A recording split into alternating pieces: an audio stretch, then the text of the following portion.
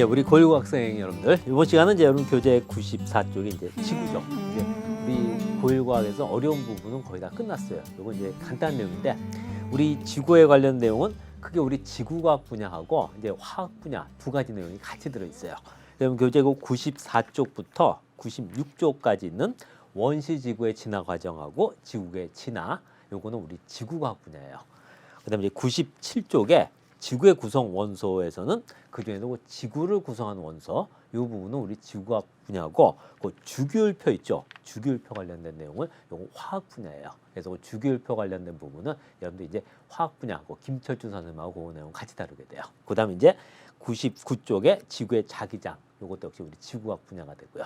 그래서 이 지구는 크게 우리가 이제 첫 번째하고 두 번째 시간은 원시 지구의 진화 과정, 그다음 지구의 진화, 그다음에 지구의 구성 원소 중에서도 지구를 구성하는 원소, 그다음 지구의 자기장, 이 내용을 우리가 정리할 거고요. 그다음 이제 세 번째 시간에는 그 주기율표를 여러분들 화학고 김철준 선생님하고 이제 같이 정리하게 돼요.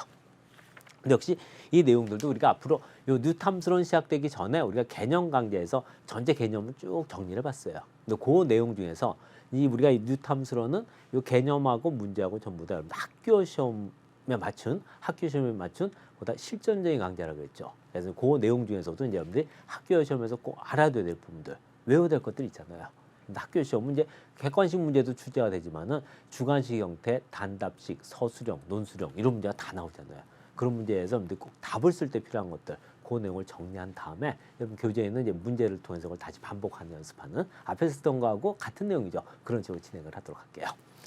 먼저 첫 번째가 여러분들 교재국 94쪽에 원시 지구의 진화 과정인데, 특히 여기서 여러분들이 우리 지구가 생성된 순서, 요건 여러분들이 정확하게 외우고 있어야 돼요.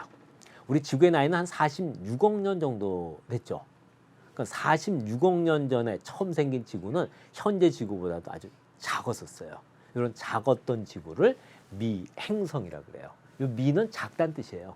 그럼 이런 작았던 지구가 갑자기 커진 건 아니잖아요. 그래서 이 46억 년 전에는 지구가 현재보다 훨씬 작았는데 대신 숫자가 많았어요. 아주 많았어요. 이 많았던 지구들이, 조그맣던 지구들이 이제 서로 충돌을 한 거예요. 그럼 부딪히면서 합쳐진 거죠. 그래서 우리 지구는 미행성 충돌로 질량도 커지고 그 결과 당연히 크기도 커진 거예요. 그럼 이렇게 충돌하는 과정에서는 질량도 커지고 크기도 커지면서 동시에 온도는 어떻게 되겠어요? 충돌하는 과정에서는 열이 생기잖아요. 온도도 높아진단 말이에요. 그럼 이 처음에 생겼던 지구는 현재 지구보다 훨씬 더 뜨겁겠죠. 어느 정도 뜨거웠냐면 지구 전체가 다 녹아 있을 정도로 뜨거웠어요. 처음에 지구는 녹아 있었어요. 이렇게 녹아 있었던 지구를 마그마 바다라 그래요. 이 바다란 말이 들어가서 여러분 생각하는 그 바다란 뜻이 아니에요. 녹아 있던 상태 지구를 마그마 바다라 그래요. 그럼 이게 현재 이 마그마는 지금도 땅 속에 일부가 있죠. 이 마그마라는 게 뭐냐면 돌이 녹아 있는 상태, 녹아 있는 상태를 마그마라 그래요. 그 마그마라는 성분이 따로 있는 게 아니에요. 돌이 녹아 있으면 마그마라 그래요. 모습은 여러분들 그 용광로에 쇳물 녹아 있는 거 영화나 뭐 이런 사진을 본 적이 있을 거 아니에요. 그거 모양이 똑같아요. 근데 쇠가 아니라 이제 돌이 녹아 있는 거예요. 근데 이게 현재도 땅 속에는 상당히 많은 마그마들이 있어요. 근데 마그마들이 그냥 땅 속에 있기도 하지만은 일부 마그마는 지표로 분출하는 경우가 있어요. 이 마그마가 지표로 분출하는 현상을 우리가 화산이라고 그래요. 그 일단 마그마가 지표로 분출하면 그때부터 마그마라 그러질 않아요. 그거를 이제 우리가 용암이라 그러게 돼요. 근데 이때는 지구 전체가 다 마그마였단 말이에요. 이 말은 지구 전체가 자체가 다 화산이었어요. 그럼 지구 자체가 화산이었으니까 그럼 화산 폭발을 하게 되면 거기서 화산 가스가 나온단 말이에요. 그 화산 가스 중에 가장 많은 양을 차지한 게 뭐냐면 수증기예요. 그럼 이때는 지구 자체가 화산이었으니까 이때 엄청난 양의 수증기가 나와서 대기로 갔겠죠. 근데 현재 지구가 만약 계속 이런 상태를 유지했다고 하면 현재 같은 지구는 있을 수가 없잖아요. 그럼 마그마 바다 이후에 지구는 식었다는 거죠. 온도가 낮아진 거예요. 그럼 이렇게 녹았다 식을 때 보면은 무거운 거하고 가벼운 것하고 어떤 게 먼저 가라앉게 돼 있어요? 당연히 무거운 게 먼저 가라앉을 거 아니에요. 그럼 지구를 구성한 원소 중 가장 무거운 성분 중에 하나가 철이에요. 그럼 지구를 구성한 원소 중 무거운 철은 가라앉아서 그게 이제 핵이 된 거고, 그럼 철보다 가벼운 산소나 규소는 이제 핵 위에 핵 위에 멘틀을 형성했어요. 그 멘틀과 핵이 분리가 된 거예요. 멘틀과 핵이 분리됐다는 거는 좀 쉬운 말로 무거운 철은 가라앉아서 핵이 그리고 철보다 가벼운 산소나 규소는 멘틀을 형성한 거예요. 그래서 현재도 보면 현재 지구를 구성하는 원소, 지구에 있는 원소 중 가장 많은 거는 철이에요. 근데 우리가 살고 있는 땅에는 산소가 제일 많아요. 그 다음으로 규소가 많아요. 그럼 그 많은 철들은 다 어디로 가냐면 이 지구가 녹았다 식는 과정에서 다 핵이 된 거예요. 근데 멘틀 중에서도 껍데기 부분이 항상 식을 때는 속보다 껍데기가 더 먼저 식을 거 아니에요. 그럼 지구에서 껍데기 부분이 먼저 단단하게 굳어가지고 돌이 됐어요. 그게 바로 지각이 되게 돼요. 그럼 이렇게 지각이 형성될 정도면 지구는 상당히 많이 식은 거죠. 근데 이 마그마 바다일 때 엄청난 양의 수증기가 대기로 갔다고 했잖아요. 근데 이렇게 지구의 온도가 낮아지면서 수증기는 온도가 낮아지면 바로 물로 변한단 말이에요. 그럼 대기 중에 있던 이 엄청난 양의 수증기들이 물로 변하겠죠. 이 수증기가 물로 변한 상태, 이거를 우리가 구름이라고 그래요. 여러분들 구름이 이게 물이에요. 여러분들 물, 얼음, 수증기 이런 걸 잘 구별을 못 하는데 수증기란 건 공기 속에 있어요. 안 보이는 거예요. 여러분들은 수증기란 걸 그동안 본 적은 없어요. 여러분들 그동안 보고 살아왔던 거는 다 물 아니면 얼음이에요.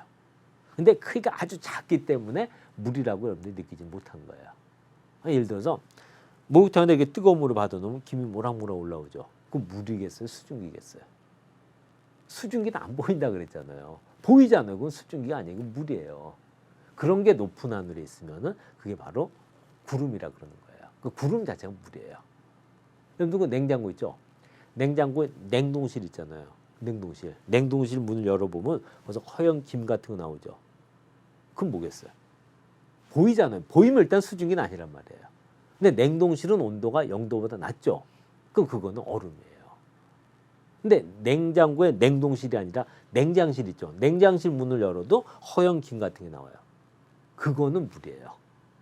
근데 물하고 얼음은 아주 작을 때는 우리한테 수증기처럼 보이는데 수증기란 거는 공기 속에서 볼 수가 없는 거예요.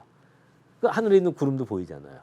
그 구름도 온도가 0도보다 높은 곳에 있는 구름은 물로 돼 있는 거고 온도가 0도보다 낮은 곳에 있는 구름은 얼음하고 물로 돼 있어요. 그건 조금 더 복잡한 내용인데 어쨌든 물이나 얼음이라는 거죠. 그럼 이렇게 대기 중에 있던 수증기들은 지각이 형성될 쯤 되면 이제 온도가 낮아져서 이게 물, 구름이 됐단 말이에요. 그럼 이때 상대요. 이제 우리 지금은 상상할 수 없을 정도의 구름이 하늘에 있었겠죠. 그럼 구름이 생기면 거기서 뭐가 내려? 비가 내릴 거 아니에요. 그래서 이때 이제 지구에 비가 내리기 시작했어요. 그럼 비가 내리면 먼저 비가 땅 속으로 스며들어가지고 이게 지하수가 되겠죠. 근데 땅 속을 다 스며들어간 거예요. 그럼 그 다음부터는 흘러갈 거 아니에요. 그럼 물은 흐르면 항상 낮은 데로 가서 모이죠. 그럼 이렇게 내린 빗물들이 지구에서 낮은 곳에 모여가지고 그게 바로 바다가 된 거예요. 그런데 지구에 있는 이 바다는 다 처음에 대기 중에 있던 수증기예요. 그 수증기가 부름 비로 내려서 바다가 된 거예요. 이 바다가 형성됐을 때 우리 지구의 크기는 현재 크기하고 거의 비슷한 상태가 됐어요. 이때가 지금부터 보면 한 25억에서 한 27억 년 전이에요. 27억에서 한 5억에서 27억 년 전. 그러니까 지구의 나이가 한 46억 년 정도 됐다고 그랬죠. 그러니까 20억 년에 걸쳐서 이런 기간을 거쳐온 거예요. 그래서 이제 지구가 생성된 순서, 요건 순서대로 정확하게 기억을 해둬야 돼요. 지구 생성 순서하면 미행성 충돌, 마그마 바다, 멘틀과 핵의 분리, 원시 지각 형성, 원시 바다 형성. 요거는 바다예요. 근데 마그마 바다 할 땐 이건 바다가 아니라고 했죠. 녹아있던 상태 지구라고 했어요. 그럼 지구가 이렇게 변하는 과정에서 지구의 질량하고 크기도 변하고 온도도 변했단 말이에요. 근데 지구의 온도는 일단 마그마 바다까지는 높아졌겠죠. 근데 마그마 바다 이후부터는 지구 온도는 낮아졌을 거 아니에요. 그래서 지구의 온도는 마그마 바다까지는 증가, 마그마 바다 이후부터는 감소가 되게 돼요. 근데 지구의 질량하고 크기는 원시 바다까지는 증가해요. 그 원시 바다가 형성됐을 때 지구의 크기는 현재 크기하고 거의 비슷한 형태가 됐어요. 근데 마그마 바다가 형성된 이후에 지구의 질량 크기는 증가도 아니고 감소도 아니고 거의 일정한 상태가 된 거예요. 그래서 우리 지구가 이 생성되는 과정에서 온도 변화하고 질량과 크기 변화, 요걸 여러분들이 꼭 반드시 같이 외우고 있어야 돼요. 그러면서 이제 지구의 대기 성분도 이제 변하게 되는데 우리가 대기를 얘기할 때 이 바다가 생기기 이전 대기를 지구 대기 중에서도 원시 대기라고 그래요. 근데 바다가 형성된 이후, 바다가 생긴 이후 대기는 이제 성분이 현재 대기하고 성분이 비슷해져요. 그래서 그걸 이제 현재 대기라고 불러요. 그래서 보통 이제 바다가 형성되기 이전 대기를 원시 대기, 바다가 형성된 이후의 대기를 현재 대기 이렇게 얘기해요. 근데 바다가 형성되기 이전에도 보면 이때부터 지구 대기 있었단 말이에요. 이때 대기를 이제 원시 대기 중에서도 1차 원시 대기, 그다음 요때쯤 대기를 대기 중에서 2차 원시 대기 이렇게 얘기를 하는데 그건 이제 조금 이제 복잡한 분류고 우리 고일 과학에서는 이제 단순히 바다가 형성되기 이전 대기를 원시 대기, 바다가 형성된 이후는 대기 성분이 현재 대기 성분과 비슷해졌다 이렇게 이제 보면 되게 돼요. 근데 현재 대기 중에 제일 많은 건 질소죠. 그 다음에 많은 게 산소란 말이에요. 그 다음에 이제 아르곤, 이산화탄소 이런 수소가 돼요. 근데 바다가 생기기 이전 이때 대기에는 질소보다도 이산화탄소가 훨씬 더 많았어요. 이산화탄소가. 그럼 이 많았던 이산화탄소들은 이게 다 어디로 갔다는 거죠. 어디로 갔냐면 이 많았던 이산화탄소들은 바다가 생긴 다음에 이게 바다에다 녹은 거예요.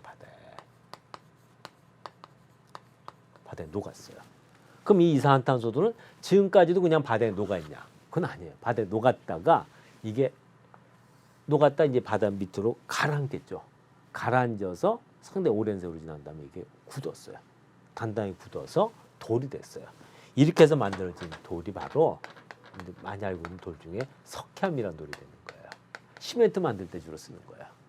그래서 이 석회암 성분이 칼슘하고 탄산으로 돼 있어요. 이때 탄소 있죠. 이 탄소가 바로 대기 중에 있었던 탄소예요. 현재 지구에 있는 탄소를 보면 지구에는 탄소가 있을 거 아니에요. 지구 전체 탄소의 80% 이상이 석회암 속에 들어있어요. 요거. 근데 이 석회암에 있던 탄소가 다 대기 중에 있었던 탄소예요. 엄청난 양의 탄소가 있었다는 거죠. 근데 이 대신 바다가 생기기 전 대기에는 산소가 거의 없었어요. 대기 중에 산소가. 그럼 산소는 바다가 생긴 이후에 생겼다는 거죠. 그러니까 바다가 생긴 다음에 그 다음에 이제 지구상에는 생명체가 출현을 해요. 그러니까 바다가 생기기 전에는 지구상에는 아무것도 없었어요. 우리가 생명체 하면 크게 식물하고 동물이 있잖아요. 근데 항상 지구상에 출현한 생명체를 보면 식물, 동물 중에 어떤 게 항상 먼저 출현했을 것 같아요. 식물이 항상 먼저 출현해요. 근데 식물이나 동물을 또 육지에도 식물이 있고 바다에도 식물이 있죠. 그럼 지구상에 제일 먼저 출현한 생명체가 바로 식물 중에 육지 식물이에요. 첫 번째요. 그럼 두 번째는 바다 동물이에요. 바다 식물이 제일 먼저 출현했어요. 육지가 아니라 바다 식물이. 그다음 두 번째가 바다 동물이 출현을 해요. 그다음 세 번째가 육지의 식물이 출현을 해요. 그다음 네 번째가 이제 육지의 동물이 출현을 합니다. 그럼 이제 최초의 생명체, 지구상에 출현한 최초의 생명체는 바다 식물이에요. 그럼 바다가 생성된 다음에 이제 해양 식물이 출현을 해요. 그럼 식물들은 이제 광합성을 하잖아요. 광합성을 하면 산소가 생기죠. 그래서 이 대기 중에 있는 산소는 바다가 생긴 이후에 해양 식물의 광합성으로 이제 본격적으로 이제 생성이 되기 시작하는 거예요. 그러니까 이전에는 뭐 산소가 전혀 없었다고 얘기할 수는 없지만은 거의 없었어요. 그런데 이때부터 이제 생기기 시작하는 거예요. 산소가 생기게 되는 거죠. 근데 질소는 현재 이 질소라는 기체가 아주 안정한 기체예요. 거의 변하지 않아요. 다른 거로 이렇게 화학 반응 자체 일으키지는 않으려고 그래요. 그래서 이 바다가 생기기 전 대기, 원시 대기나 현재 대기나 질소의 양은 큰 변화가 없어요. 근데 바다가 생기기 전 이 원시 대기에는 질소보다도 이산화탄소가 훨씬 더 많았다고 했죠. 근데 이산화탄소들은 바다에 녹은 후에 석회암이 됐단 말이에요. 근데 질소는 그대로 남아 있어요.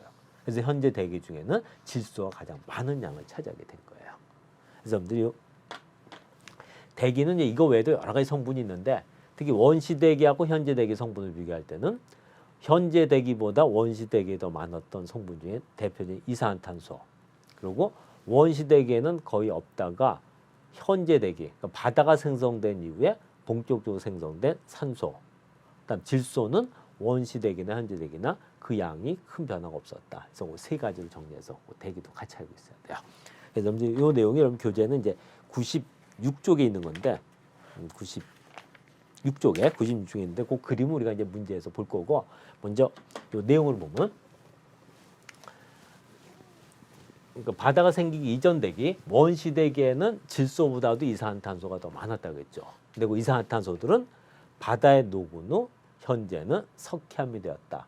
요 과정까지 정확하게 외우고 있어야 돼요. 이런 내용은 여러분 학교 시험에서는 이제 객관식 문제뿐만 아니라 주관식 형태 단답형이나 서술형 문제로도 출제가 되는 내용인데요. 근데 이제 원시대기에는 산소가 거의 없었다고 했어요. 그럼 산소는 이제 바다가 생성된 후에 이제 바다식물, 해양식물의 요 광합성으로 이제 본격적으로 생성되기 시작해요. 그다음 이제 원시대기에는 아르곤도 거의 없었는데 이 아르곤이 현재 대기에는 산소 다음으로 많은 성분이에요. 질소가 제일 많다고 그랬죠. 그다음에 산소고 그다음에 아르곤인데 요건 이제 핵 반응 과정에 생긴 건데 이건 좀 복잡하니까 이제 여기까지 신경 쓰지 말고 요 산소는 해양 식물의 광합성으로 본격적으로 생성이 되었다. 이렇게 정리해서 알고 있어야 돼요. 그다음에 이제 질소는 원시대기나 현재대기나 그 양의 변화가 거의 없다고 그랬죠. 없는데 원시대기에는 질소보다 더 많았던 이산화탄소들이 바다에 녹은 후에 현재 석회암됐기 때문에 현재 대기에는 질소가 가장 많은 기체가 된 거예요. 그래서 이렇게 원시대기하고 현재대기 성분을 비교할 때는 질소, 이산화탄소 그리고 산소 이 세 가지 요거는 정확하게 정리해서 기억을 해둬야 돼요. 그다음에 이제 바다 성분을 배웠는데 현재 바다에 제일 많은 성분이 소금이죠. NaCl이라고 하는 거. 그래서 바닷물이 짜잖아요. 근데 바닷물에는 나트륨하고 염소 기체가 제일 많은데 그 중에 제일 많은 게 Cl, 염소 기체예요. 근데 바닷속에 있는 염소 기체는 처음 바다부터 있었던 게 아니에요. 그거는 이제 바다 생긴 해저에 화산 폭발하면서 화산 폭발할 때 나온 기체들이에요. 그 화산 폭발할 때 제일 많이 나오는 기체는 물론 수증기예요. 그럼 화산 기체 중에는 화산 폭발할 때 나온 그 가스 기체는 이산화탄소 상당히 많이 있어요. 근데 염소 기체도 있다는 거예요. 근데 지구를 보면 육지가 있고 바다가 있죠. 화산이란 게 육지에만 있는 게 아니에요. 바다 속에서도 화산 활동을 하고 있어요. 근데 육지, 바다 어디가 더 화산 활동이 많을 것 같아요? 육지가 아니에요. 바다가 훨씬 더 많아요. 이 바다에서 화산 활동을 하면서 그때 나온 염소 기체들이 들어간 거예요. 그리고 이제 나트륨의 경우는 육지에는 암석들 있죠. 육지에는 암석에 많이 들어있는 성분이에요. 육지에는 암석에 들어있는 성분인데 그 비가 일단 내려서 빗물이 지하로 스며 들어갔잖아요. 그 다음에 흘러서 바다로 갔죠. 흘러오면서 육지에는 암석 속에 있던 나트륨을 녹여서 끌고 온 거예요. 마그네슘도 역시 마찬가지예요. 그래서 이제 바닷물 속에 녹아있는 성분을 보면 염소, 나트륨, 마그네슘 이런 기체들이 많잖아요. 여기 앞에 소금된 거죠. 바닷물이 짠데 근데 바닷물 맛을 보면 그냥 짜기만 한 건 아니에요. 짜면서도 뒷맛이 좀 씁쓸해요. 보니 마그네슘 때문에 그런 거예요. 근데 현재 바다에 있는 성분 중 제일 많은 염소 기체는 해저 화산 활동으로 생성된 것이다. 근데 나트륨이나 마그네슘은 육지로부터 운반되었다. 그래서 이것도 정확하게 외우고 있어야 돼요. 그러니까 처음에 생긴 이 원시 바다는 현재 바다만큼 짜진 않았다는 거죠. 그 원시 바다는 여러분들 비 있죠. 빗물 정도였어요. 빗물. 맞으면 빗물 정도는 맞았을 거예요. 근데 그게 그 위에 짜진 거예요. 그리고 이제 여러 가지 내용들이 있는데 여러분들이 우리 지구 생성 과정에서는 이런 정도 먼저 정확하게 기본적으로 외우고 있어야 돼요. 그다음 이제 나머지 내용들은 이제 우리가 문제를 하면서 문제상에서 우리가 문제를 하면서 그거는 정리를 할 거예요. 여러분들 요거는 확실히 외워둬야 되는 거예요. 근데 학교 시험에서도 많이 나오는 거니까. 그다음 이제 교재 97쪽에 그 지구의 구성 원소 중에서는 지구를 구성하는 주요 원소. 이게 이제 우리 지구과학 분야라고 했죠. 아까도 잠깐 얘기했듯이 지구 전체로 봤을 때 제일 많은 원소는 철이에요. 철이 제일 많아요. 근데 지구에서도 현재 우리가 살고 있는 지구 껍데기 부분, 여기를 우리가 지각이라 그래요. 각이란 말이 우리말로 하면 껍데기란 뜻이에요. 근데 지각에는 제일 많은 게 산소예요. 두 번째로 많은 게 규소예요. 그럼 지구 전체로 철이 제일 많은데 그럼 철들은 다 어디로 갔냐면 이게 핵에 들어있다는 거예요. 그러니까 마그마 바다가 식을 때, 이 무거운 철들은 가라앉아서 이제 핵이 됐다는 거죠. 그래서 지구 전체로 보면 철이 가장 많은데 지각에는 산소가 제일 많다. 여러분들 요건 좀 외우고 있어야 돼요. 그럼 우리 지각을 구성하는 광물들은 요 산소하고 규소가 주성분, 산소, 규소가 주가 되는 광물이 제일 많아요. 근데 이렇게 산소와 규소가 주성분인 광물들을 우리가 광물 중에서도 규산염 광물이라고 그래요. 이게 거의 대부분을 차지하고 있다는 거예요. 그러니까 지구상의 돌들을 보면 10개면 9개 이상이 규산염 광물이라고 보면 되게 돼요. 그래서 교재 97쪽의 내용 중에서는 그러니까 지구 전체를 보면 철이, 근데 지각에는 산소가, 그러니까 지각 구성하는 광물은 대부분이 규산염 광물이다. 이렇게 알고 있어야 돼요. 그래서 우리가 이 규산염 광물을 조금 어려운 말로 주요 조암 광물이라고도 불러요. 좀 쉽게 표현하면 지각은 거의 대부분이 규산염 광물로 되어 있다 하고 똑같은 말이 되게 돼요. 그 정도 확실히 이제 외워놔야 돼요. 그래서 먼저 우리 지구의 생성 과정, 지구의 진화, 그다음 지구의 구성 원소 중에서는 꼭 좀 외워둘 내용을 간단히 정리해봤어요. 그럼 이런 내용들은 이제 토대로 우리가 문제를 가지고 이걸 이제 하나하나 확인해 보도록 할게요. 먼저 우리 교재고 100쪽의 탐구학습을 보도록 합시다. 탐구학습. 탐구학습은 이제 지구계 상호작용 관련 내용인데 우리가 이제 지구계라고 하는 거는 우리 지구를 보면 일단 대기 있잖아, 하늘. 하늘을 이제 지구에서도 기권이라고 그래요. 대기를. 지구에서도 물로 돼 있는 곳도 있죠. 물로 돼 있는 곳을 수권이라고 그래요. 땅은 돌로 돼 있잖아요. 그럼 땅하고 땅 속, 지각하고 지구 내부, 우리가 땅, 여기 지각이라고 그래요. 땅하고 땅 속을 직권이라고 그래요. 그럼 지구상에는 또 생명체도 살고 있잖아요. 뭐 식물도 살고 동물도 살고 하죠. 그럼 지구에서는 식물이나 동물이 살고 있는 곳을 생물권이라고 그래요. 네 개, 요 네 개를 이제 우리가 보통 지구계라고 불러요. 지구계 이렇게 부르게 돼요. 그럼 이제 지구 대기권 바깥도 있겠죠. 그럼 지구 대기권 바깥이면 거긴 우주가 돼요. 이 지구 대기권 바깥은 이제 우리가 외권이라고 그래요. 근데 이 지구 대기권 바깥, 요 외권에서도 지구 자기장이 형성되어 있는 곳은 그건 이제 자기권이라고 그래요. 그래서 이제 요건 우리가 이제 다음 강의 또 나오게 되는데 요 자기권은 이 대기권 바깥, 요 외권에 있는 곳이에요. 이렇게 되게 돼요. 근데 지구계는 이제 이런 것을 왜 지구계라고 한다는 거예요. 근데 이렇게 기권, 수권, 직권, 생물권은 각각 별도로 존재하는 것이 아니라 서로 상호 유기적인 관계에 있어요. 그러니까 서로 이제 물질도 왔다 갔다 하고 또 물질이 왔다 갔다 하는 과정에서는 에너지도 왔다 갔다 한다는 거죠. 바로 이런 걸 우리가 순환을 한다 그러게 돼요. 근데 여기 이제 탐구 학습에 있는 문제는 이제 거기에 해당되는 내용이 되게 돼요. 그래서 이제 여기 탐구 과정에 있는 사진 중에 화산 폭발을, 그 화산 폭발은 당연히 직권이라는 거죠. 근데 화산 폭발하면 화산 가스가 대기로 가잖아요. 수증기나 이산화탄소 가죠. 그 화산 폭발은 직권과 기권의 상호작용이다. 이렇게 얘기한다는 거예요. 그럼 태풍은 바다에서 발생하잖아요. 근데 태풍 자체가 바람이죠. 그럼 태풍은 수권과 기권의 상호작용에 한 현상이다. 이렇게 보는 거예요. 그럼 이제 황사는 모래먼지가 오는 거죠. 그럼 모래먼지 자체는 직권이잖아요. 이게 바람을 타고 오니까 기권이죠. 그 황사 현상은 직권과 기권의 상호작용. 이렇게 얘기하는 거예요. 이런 뜻이에요. 그럼 이제 확인 문제 1번 보면 대기 중에 이산화탄소 농도 증가로 지구의 기온이 상승하면, 여러분들 이산화탄소 요거는 자꾸 외우고 있어야 되죠. 그럼 대기 중에 이산화탄소 농도가 증가한다는 거는 항상 이 이산화탄소가 하는 대표적인 역할이 바로 온실효과잖아요. 그럼 대기 중에 이산화탄소 농도가 증가한다 이 말은 온실효과가 커진다. 온실효과가 커진다는 건 지구가 더워진다는 거죠. 대기 중에 이산화탄소 농도 증가로 온실효과가 커지면 지구 기온이 높아져요. 그럼 당연히 해수면 높이는 어떻게 되겠어요? 높아지죠. 해수면 높이는 높아지잖아요. 그건 빙하가 높기 때문에, 가장 큰 이유는 빙하가 높기 때문에 해수면이 높아지게 돼요. 그럼 이거는 지구의 어떤 구성 요소 간의 상호작용에 해당되는가? 그럼 해수면 높이가 높아진다는 건 해수면은 일단 수권이죠. 그 기온이 높아져서 온실효과 증가로 기온이 높아진 거잖아요. 그럼 이건 기권이죠. 그럼 이건 기권과 수권의 상호작용에 의한 현상이다. 이렇게 볼 수가 있어요. 이런 거 찾는 거예요. 이거. 특히 이 온실효과, 근데 이 온실효과가 이제 비정상적으로 커지는 걸 이제 지구 온난화라고 하는데, 우리가 이 온실효과하고 지구 온난화 관련된 부분은 이제 앞으로 저 뒤에 과학과 문명 단원에서 우리가 이제 거기서 또 다루게 돼요.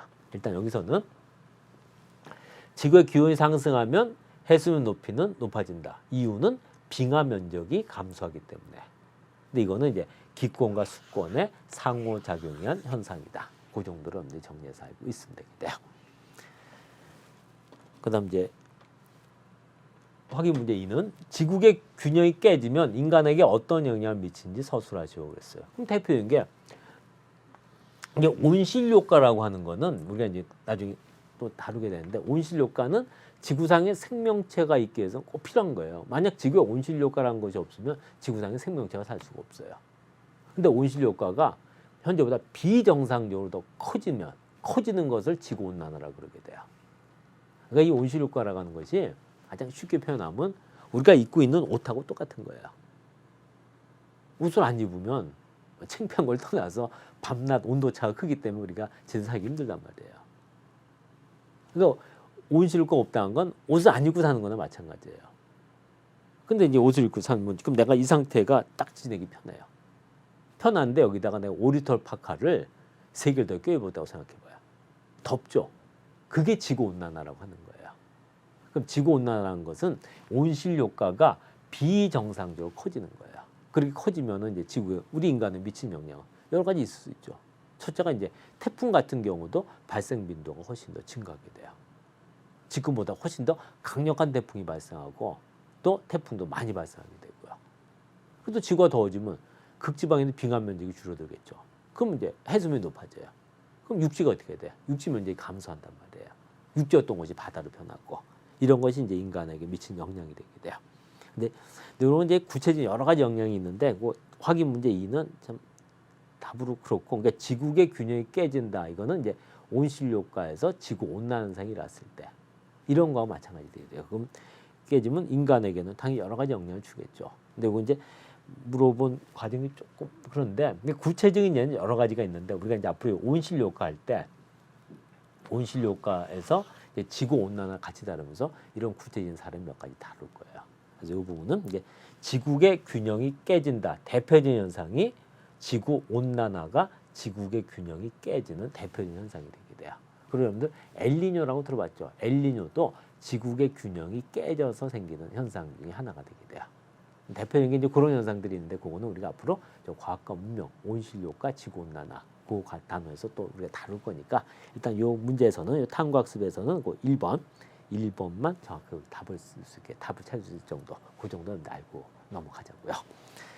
그럼 이제 여러분들 교재 그 기본 문제로 가서 이제 문제를 하나하나 하면서 이 원시 지구의 생성 과정, 또 지구의 진화 과정, 그다음 지구의 구성 원소, 이런 걸 우리가 이제 내용 문제를 통해서 정리해 보도록 할게요.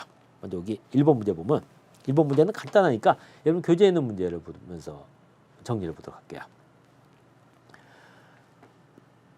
원시지구 형성 과정에서 발생한 사건들을 순서 없이 나타낸 것이다. 먼저 일어난 사건부터 순서대로 옳게 나열한 것 했어요. 여러분 그 원시지구가 생성된 과정, 요건 순서대로 정확하게 외워놔야 된다고 했잖아요. 첫 번째가 미행성 충돌이었죠. 미행성 충돌. 두 번째가 마그마 바다.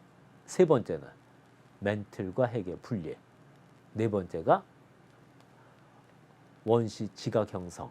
다섯 번째가 원시 바다 형성. 요건 순서를 정확하게 외우고 있어야 돼요. 그럼 답이 나왔잖아요. 거기서는 마그마 바다, 멘틀과 핵의 분리, 원시 지각 형성, 원시 바다 형성. 정답은 5번.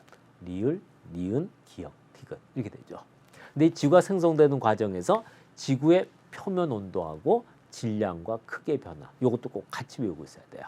근데 마그마 바다까지는 지구의 표면 온도 증가죠. 근데 마그마 바다 이후부터는 지구의 표면 온도는 감소. 근데 지구의 질량하고 크기는 원시 바다까지 증가라고 했죠. 근데 원시 바다 이후부터는 지구의 질량과 크기는 증가도 아니고 감소도 아니라고 했잖아요. 거의 일정한 상태를 유지했다. 이렇게 정확하게 알고 있어야 돼요. 다음 이제 2번 문제. 2번 문제는 지구가 생성된 과정을 이제 그림으로 그렸어요. 그러니까 처음에 생긴 지구는 현재보다 아주 작았다 그랬죠. 이런 작았던 지구를 미행성이라고 한다고 했어요.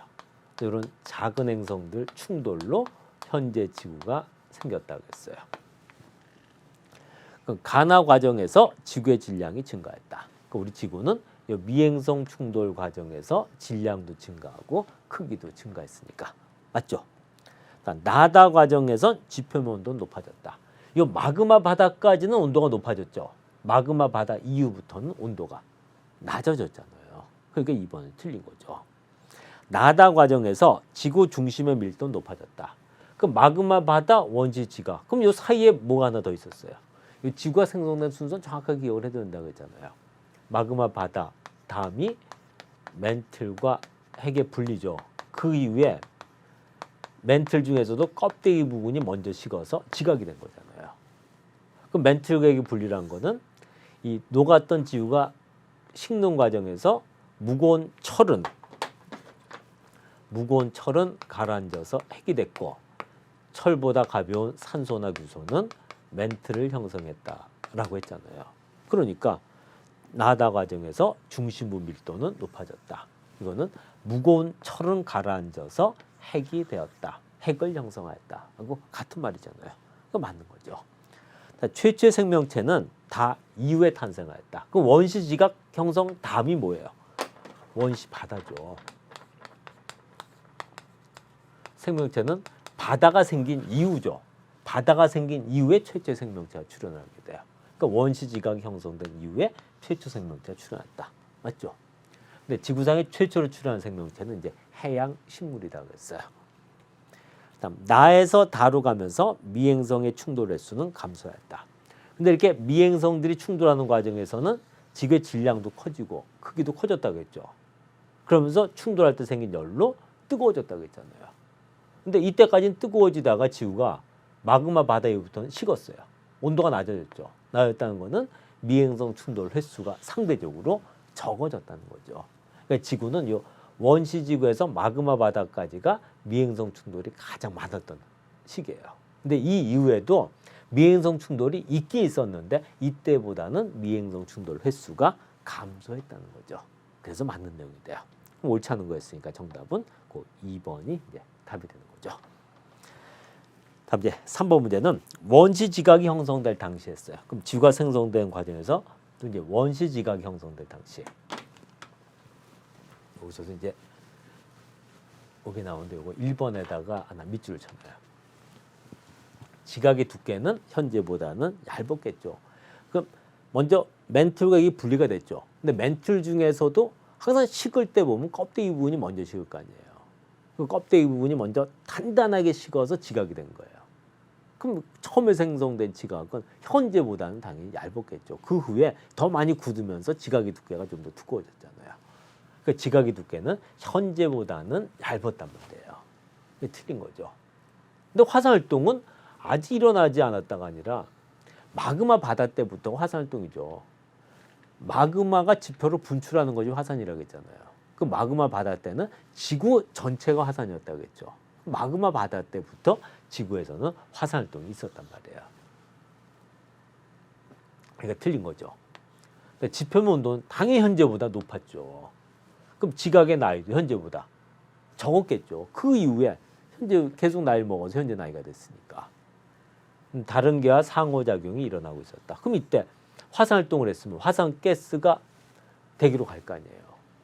그럼 화산 폭발로 대기 중에 수증기나 이산화탄소량이 증가하는 거는 직권하고 기권의 상호작용이죠. 그럼 다른 개와 상호작용은 일어나고 있었잖아요. 그럼 옳은 것은 5번. 그래서 이 3번 문제에서는 1번, 2번, 3번, 4번 이 보기가 왜 틀렸는지, 어디가 틀렸는지까지 여러분들이 정확하게 구별할 수 있어야 돼요. 다음 이제 4번은 조금 어려운 건데 이 내용은 이제 고일과학을 조금 넘어간 내용인데 좀 이게 문제 나왔네요. 여기 보면 직권에서 이러한 변화를 나타낸 것이다 했어요. 그럼 이제 멘틀과 핵이 분리된 다음에 이제 지각이 형성이 됐어요. 근데 지각이 형성되면서 이제 지각 있고 지각 아래가 그럼 멘틀이잖아요.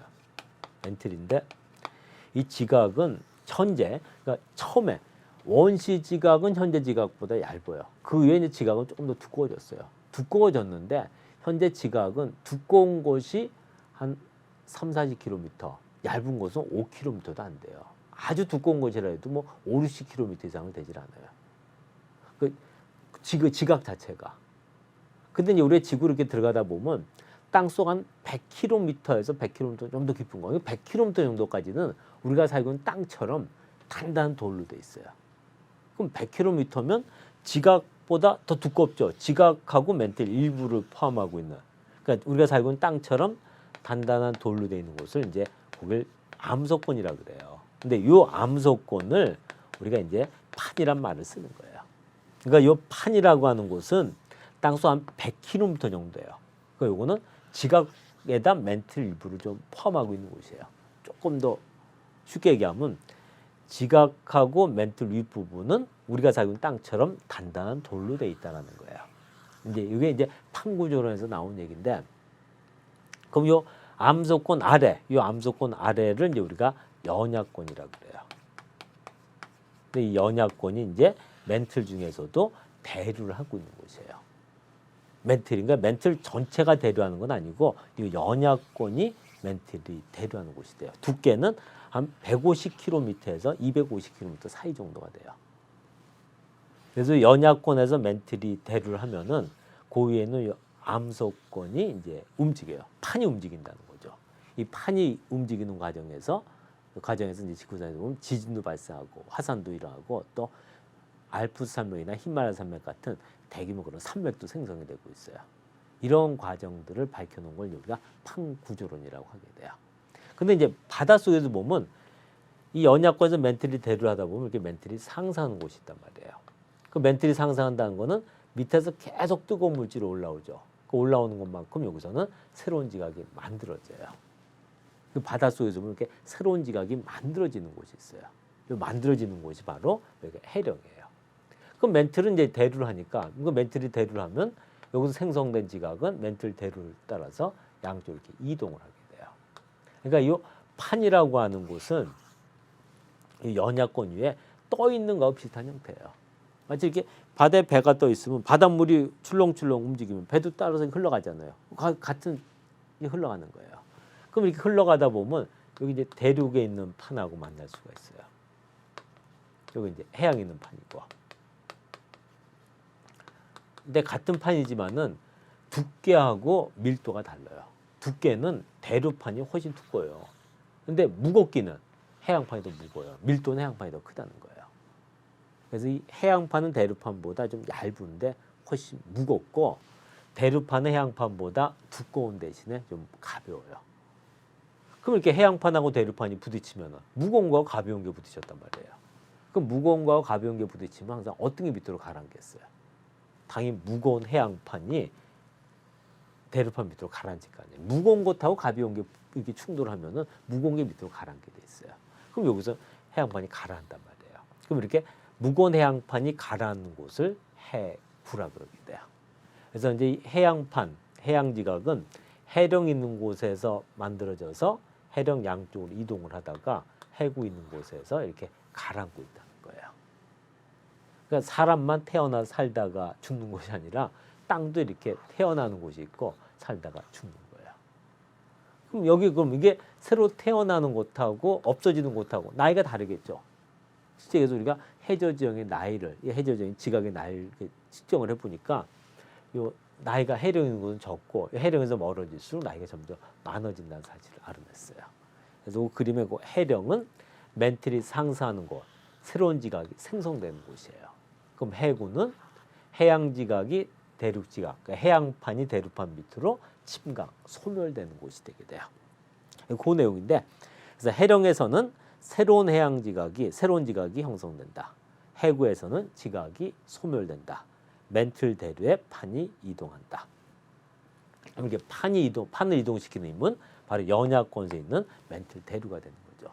마치 물에 떠 있는 배가 이동하는 것 똑같은 현상이라고 보면 돼요. 그래서 셋 다 맞기 때문에 정답은 이제 5번이 되는 거죠. 이 해구할 때 구는 구덩이란 뜻이에요. 이렇게 해양판이 대륙판 밑으로 가라앉을 때 보면 거기 움푹 파인 구덩이가 생겨요. 그래서 여기를 바닷속에 있는 깊은 구덩이다 해서 해구라 그래요. 여기가 바다에서 수심이 제일 깊은 곳이에요. 그럼 이 해령은 계속 올라오면서 화산 폭발할 거 아니에요. 그럼 여기 화산이 생긴단 말이에요. 그래서 화산은 육지만 있는 것이 아니라 바다에도 있다고 했죠. 그래서 우리가 이제 육지에 있는 산들은 산이라 그러잖아요. 근데 육지에 있는 우리가 이제 육지에 있는 산 중에는 화산으로 생긴 산도 있고 화산하고 관계없이 생긴 산도 있어요. 육지에 있는 산은 화산도 있고 화산이 아닌 산도 있어요. 근데 바닷속에 있는 산은 해산이라고 하는데 이 바닷속에 있는 산은 이건 전부 다 화산으로 생긴 산이에요. 그 육지에 있는 산을 우리가 그냥 산이라고 그러고 바닷속에 있는 산은 해산이라고 그래요. 근데 이제 우리가 산이 있고 산맥이란 게 있죠. 이 산맥이란 거는 이 산이 수만 개, 하여튼 수십만 개가 모여 있는 곳을 산맥이라고 해요. 산이 이렇게 쭉 줄려 있는 곳이에요. 그래서 히말라야 산맥이라고 알죠. 그 히말라야 산맥에는 산들이 여기는 수십만 개가 넘어요. 그럼 그 많은 산 중에서도 제일 유명한 산이 바로 에베레스트 산이에요. 근데 히말라야 산맥에는 에베레스트 산 같은 산들이 아주 많다는 거죠. 그 알프스 산맥이라고 들어봤죠. 알프스 산맥에도 그럼 산들이 아주 많아요. 그 많은 산 중에 많이 알려진 산들이 이제 그 몬블랑이라고 있어요. 그럼 뭐 이런 히말라야나 알프스 그런 산맥 말고 우리나라에서 보면 태백 산맥 있죠. 그럼 태백 산맥에도 산들이 많단 말이에요. 근데 그 많은 산 중에 제일 유명한 산이 태백산이에요. 그래서 이렇게 산들이 줄져 있는 것을 산맥이라고 그러는 거예요. 그럼 바다도 마찬가지로 바다 속에도 산이 있잖아요. 그럼 이런 산들이 쭉 줄져 있는 곳이 있어요. 거기를 해령이라고 그래요. 그러니까 해령은 바다 속에 있는 산맥이에요. 육지에 있는 산맥이고. 그래서 보통 우리가 이제 육지에 있는 산맥을 얘기할 때는 습곡산맥이라고 그러고 바다 속에 있는 산맥을 얘기할 때 해령이라고 그래요. 그러니까 해령은 바다 속에 있는 산맥. 그럼 이 해령에는 이런 산들이 수십만 개 넘는 산들이 쭉 줄져 있다는 거예요. 거기 이제 이 산들은 다 화산으로 생긴 곳이에요. 거기가 바로 해령이에요. 이 해령이 새로운 지각이 생성되는 곳이라는 거죠. 그래서 이건 이제 판구조로는 좀 복잡한 내용인데 이제 고1 과학에서는 판구조론 관련 내용을 이렇게 자세하게 다루지는 않고 있어요. 여러분들 이제 학교 시험에서 중요한 건 일단 학교 시험이잖아요. 학교 시험에서 이런 판구조론 관련 내용이 언급이 됐으면은 그러니까 해령은 새로운 지각이 생성되는 곳, 해구는 소멸되는 곳. 그럼 해령에서 해구 쪽으로 갈수록 해양 지각 나이는 점점 많아진다. 이 정도는 여러분들 기억을 해둬야 돼요. 그럼 이렇게 지각의 생성, 소멸이라는 건 지각이 이동하는 거죠. 그럼 지각이 이동하는 원동력은 멘틀 대류가 되게 돼요. 근데 이건 실제 지각보다 더 정확한 표현은 지각이 이동하는 것이 아니라 판이 이동한다는 거죠. 이런 정도 정리해두고 만약 학교에서 이 부분을 다루지 않았다고 하면 여러분은 학교 시험에는 출제가 되지 않으니까 보면 넘어갈 수도 있는 거예요. 다음에 이제 5번 문제 볼게요. 그럼 정답은 그럼 이거 기억, 니은, 이거 다 맞으니까 5번이 답이 되는 거죠. 다음 이제 5번 문제 보면 수권에 관한 얘기야. 원시 바다는 현재보다 염분이 낮았다. 맞죠? 이건 염분이 외워된다고 했잖아요. 그래서 원시 바다는 현재 바다만큼 짜지가 않았다고 했죠. 그래서 원시 바다, 현재 바다에 녹아있는 성분 중 제일 많은 염소 기체는 해적 화산 활동으로 생성이 된 거라고 했어요. 그럼 두 번째로 많은 나트륨은 육지에서 운반되어 온 것이다. 그 정도는 여러분이 좀 정확하게 기억을 해둬야 돼요. 그러니까 태양 에너지에 물의 순환이 일어났다. 그럼 물을 순환시키는 근본적인 힘은 태양 에너지죠. 직권의 암석 성분이 수권에 녹아 들어갔다. 이거잖아요. 나트륨. 육지에 있던 암석에 있던 나트륨이 바다로 갔다는 거잖아요. 그리고 마그네슘도 그렇다고 했죠. 그러니까 이제 바닷물 속에 녹아 있는 나트륨이나 마그네슘은 육지에서 운반되어 온 것이라고 했어요. 최초의 지구 생명체는 바다에서 태어났다. 맞죠? 원시 바다는 기권과 상호작용하지 않았다. 했죠. 바다가 생기기 전 대기에는 질소보다도 이산화탄소가 훨씬 더 많았다고 그랬잖아요. 근데 그 이산화탄소들이 다 어디로 갔다고 그랬어요? 바다가 생긴 다음에 바다에 녹았다고 그랬죠. 그럼 대기 중에 그 대기에 있던 이산화탄소들이 바다에 녹았다는 거는 상호작용했다는 거잖아요. 근데 여기서 이 이산화탄소는 지금까지 그냥 바다에 녹아 있는 건 아니라고 했죠. 바다에 녹았다가 현재는 이게 전부 다 석회암이 되었다고 했죠. 석회암으로 변했다라고 했죠. 여기까지 기억을 하고 있어야 돼요. 그럼 여기서 옳지 않은 거는 5번이 틀린 내용이네요. 답은 5번이 되게 돼요. 다음 6번 문제. 우리가 항상 대기를 얘기할 때 바다가 생기기 이전 대기를 원시 대기, 바다가 생긴 이후 대기는 이제 현재 대기하고 성분이 비슷하다고 했어요. 그래서 이제 원시 대기하고 현재 대기 성분 비교할 때 대표적인 기체가 이산화탄소, 산소, 질소라고 했죠. 그럼 여기 보면 원시 대기나 현재 대기나 그 양이 크게 변하지 않은 거 바로 질소잖아요. 근데 원시 대기에는 질소보다도 더 많았는데 바다가 생긴 이후에 바다에 녹아서 양이 급격히 줄어든 거 바로 이게 이산화탄소죠. C는 원시 대기에는 없다가 바다가 생긴 이후에 본격적으로 생성된 거 바로 해양식물의 광합성으로 생성된 산소가 되는 거고요. 그래서 지구가 처음 생겨서 당시 그러니까 원시 대기에는 질소보다도 이산화탄소가 훨씬 더 많았어요. 근데 현재 대기에 제일 많은 기체는 질소, 두 번째가 산소죠. 이산화탄소 세 번째가 아니라 아르곤이 세 번째예요. 그리고 이산화탄소는 네 번째가 되는 거예요. 그 많았던 이산화탄소들은 다 바다에 녹은 후에 현재 석회암이 되었다고 했어요. 그럼 여기 6번 문제는 A, B, C 기체 이름 쓰는 거니까 A는 질소, B는 이산화탄소, C는 산소 이렇게 써주면 되죠. 이 정도 정확히 쓸 수 있어야 돼요. 이거는. 다음 이제 7번 문제 보도록 할게요. 7번은 이제 기권에 관련된 문제네요. 원시 대기는 화산가스로부터 공급되었다. 맞죠? 그래서 화산가스는 제일 많은 게 수증기라고 했잖아요. 그래서 원시 대기에는 엄청난 양의 수증기가 있었다고 했죠. 그 수증기들은 다 비로 내려서 이제 바다가 됐다고 했어요. 근데 이렇게 화산 폭발할 때는 제일 많은 건 수증기인데 화산가스에는 수증기보다는 적지만 이산화탄소도 꽤 많아요. 그 이산화탄소들은 바다에 녹은 후에 현재 석회암이 된 거고요. 그 원시 대기는 화산가스로부터 공급되었다. 맞죠? 원시 대기의 오존층은 없었죠. 이 오존이란 게 산소가 원자 3개 있는 게 오존이에요. 그 오존이 있으려면 산소가 있어야 될 거 아니에요. 근데 바다가 생기기 전 대기에는 산소가 거의 없었다고 했죠. 그러니까 당연히 오존은 있을 수가 없는 거죠. 틀린 거고요.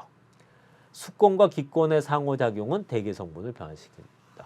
맞죠? 대표적인 게 이산화탄소잖아요. 생물권과 기권의 상호작용은 대기 성분을 변화시켰다. 대표적인 게 해양식물의 광합성이요. 대기 중에 산소는 이 해양식물의 광합성으로 본격적으로 생성되기 시작했다라고 했잖아요. 원시 대기의 주성분이었던 이산화탄소는 현재 주로 석회암에 저장되어 있다. 맞죠? 그럼 옳지 않은 거였으니까 정답은 2번이 답이 되게 돼요. 답은 2번인데 그 중에 오존층에다 중요하다는 표시를 하나 해놔요. 이 오존 관련된 게 좀 복잡한 내용이 있어요.